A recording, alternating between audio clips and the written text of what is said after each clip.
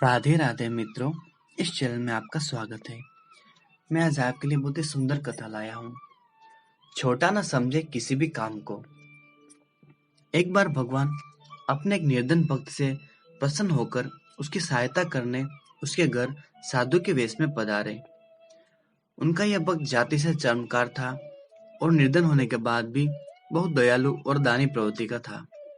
वो जब भी किसी साधु संत को नंगे पांव देखता तो अपने द्वारा घाटी गई जूतियां या चप्पलें बिना दाम लिए उन्हें पहना देता।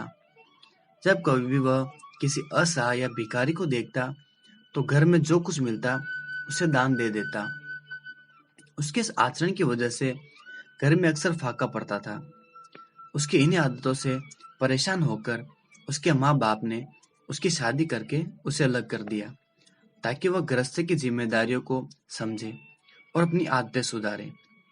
लेकिन इसका उस पर कोई असर नहीं हुआ और वह पहले की तरह लोगों की सेवा करता रहा। भक्त की पत्नी भी उसे पूरा सहयोग देती थी। ऐसे भक्त से प्रसन्न होकर ही भगवान उसके घर आए थे ताकि वे उसे कुछ देकर उसकी निर्धनता दूर कर दे, तब भक्त और अधिक जरूरतमंदों की सेवा कर सके। भक्त ने द्वार पर साधु को आया देख अपने सामर्थ्य के अनुसार उनका स्वागत सत्कार किया। वापस जाते समय साधु भक्त को पारस पत्र देते हुए बोले, इसकी सहायता से तुम्हें अथाह धन संपत्ति मिल जाएगी और तुम्हारे सारे कष्ट दूर हो जाएंगे। तुम इसे संभाल कर रखना। इस पर भक्त बोला, फिर तो आप यह पत्र मुझे न दे, यह मेरे किसी काम का नहीं। वैसे भी मुझे कोई कष्ट नहीं है। जूतियां गांठ कर मिलने वाले धन से मेरा काम चल जाता है। मेरे पास राम नाम की संपत्ति भी है जिसके खोने का भी डर नहीं। यह सुनकर साधु वेशधारी भगवान लौट गए। इसके बाद भक्त की सहायता करने की कोई कोशिशों में असफल रहने पर भगवान एक दिन उसके सपने में आए और बोले, प्रिय भक्त, मैं पता है कि तुम लोभी नहीं हो, तुम कर्म में विश्वास करते हो। जब तुम अपना कर्म कर रहे हो तो हमें भी तो अपना कर्म करने दो।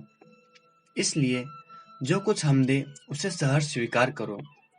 भक्त ने ईश्वर की बात मान ली और उनके द्वारा की गई सहायता और उनकी आज्ञा से एक मंदिर बनवाया और वहां भगवान की मूर्ति स्थापित कर उसकी पूजा करने लगा। एक चर्मकार द्वारा भगवान की पूजा किया जाना पंडितों को सहन नहीं हुआ। उन्होंने राजा से इसकी शिकायत कर दी। राजा ने भक्त को बुलाकर जब उससे पूछा तो वह बोला, मुझे तो स्वयं भगवान ने ऐसा करने को कहा था। वैसे भी भगवान को भक्ति प्यारी होती है, जाति नहीं।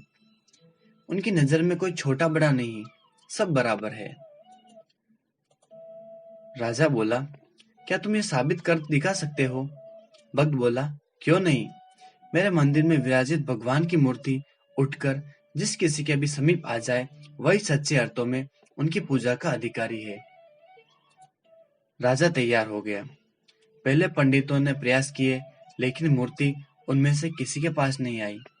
जब भक्त की बारी आई तो उसने एक पद बढ़ा, देवादिदेव आयो तुम शरणा, कृपा कीजिए जान अपना जना।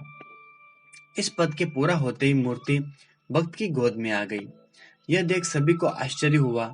राजा और रानी ने उसे तुरंत अपना गुरु बना लिया। इस भक्त का नाम था रविदास।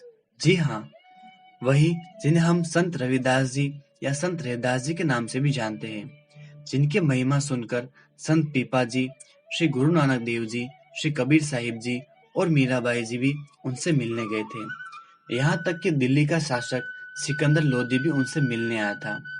उनके द्वारा रचित पदों में से 39 को श्री गुरु ग्रंथ साहिब में भी शामिल किया गया है।